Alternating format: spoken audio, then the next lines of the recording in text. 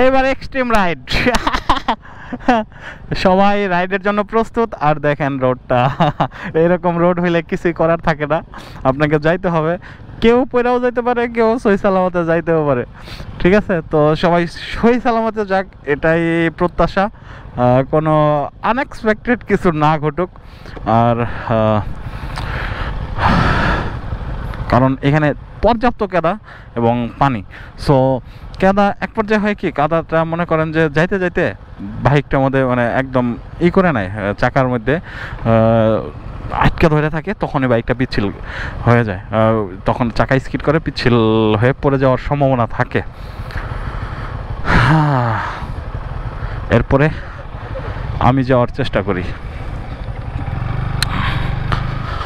বিসমিল্লাহির রহমানির রহিম। কোনো কিছু না ঘটুক, মাহবুব ভাই আপনি যাইতে থাকেন ভাইয়া। হ্যাঁ, বাকিটা আল্লাহ ভরসা। পাটাও যেন না পড়ে, বিকজ পা পড়ে গেলে আমার জুতা জুতা সাবধান, জুতা হয়ে যাবে একদম অমায়িক কিছু। এই যে এখানে আরও সাবধান, বিকজ এখানে একদম মানে হজবরল অবস্থা।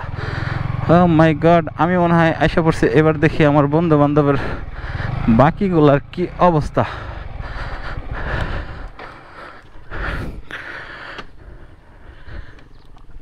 হ্যাঁ, তারাও আসতেছে, নির্ভেজাল, কোনো সমস্যা নাই, একদম সেরকম একটা অবস্থা। ওকে, এসে উঠছে। আচ্ছা, এখানে যারা আছে মোটামুটি সবাই ভালো রাইড করে, সো ওইরকম টেনশন নাই। কিন্তু যারা অ্যামেচার বা নতুন, তাদের নিয়ে টেনশন থেকেই যায়। রেইনকোট, রাইডিং জ্যাকেট, অনেক গরম, তারপর হইতেছে না লগে একটা বস্তা।